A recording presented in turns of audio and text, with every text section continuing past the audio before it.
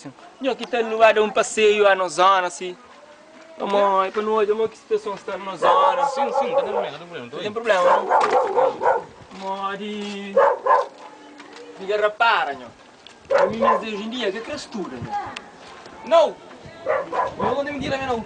Me deu um filho macho, né? Sou cancela, então. Sou cancela? Mi próprio, eu adoro. Muita crefla. Mas meninas também, que sabe? Que fêmea some que está jogando fora. Que zona? Sou fêmea. Ah, para já, não queria fazer. Não chama um jovem ali, se faz favor. Eu moro, sim. Tudo bom? Tudo bom, corpo, eu moro, irmão. Família na casa? Graças a Sim, Deus. bom nome para no... Meu nome é Egídio. Sim, não sei numa emissão direto. Yeah. Que também para todo mundo. Todo mundo, claro. Angola, África, Yeah. Portugal, Europa, sim, Brasil, Estados Unidos, Ok, creio. França. Eu me queria ter xingar a conta, quero, mas minha crença é analfabeto. Tudo. Agora, não seria de fazer um pequeno entrevistamento? Yeah. Para não falar a situação como que está na zona. Yeah, tranquilo. Sim, exames agora? Exato, mais ou menos. Será para te pôr um bocadinho, Zé? Sim.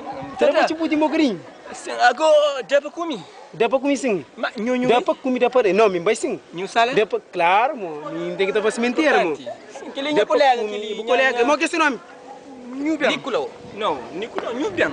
Nhubian? A minha mãe que me não Ah, Nhubei para lá. Ah, já. Nhubei para lá. A minha mãe... Sim, ele também tem coisa de perguntar. Ah, já. Que tem problema, não responde tudo. Agora, vou botar aquele estudantes.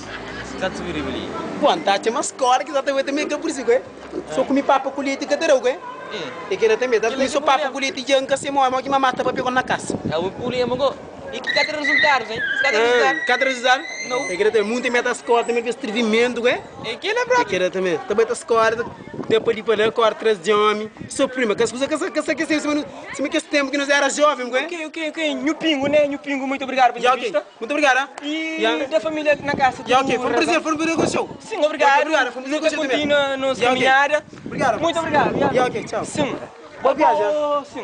Sim, não sabe repara. Jovem, te apanha bem fazendo entre... Põe um favor, sim, não sabe fazer um inquérito ali, por favor. Pode bem. Tá falando o nome. Como te chama? Meu nome já. Prazer já.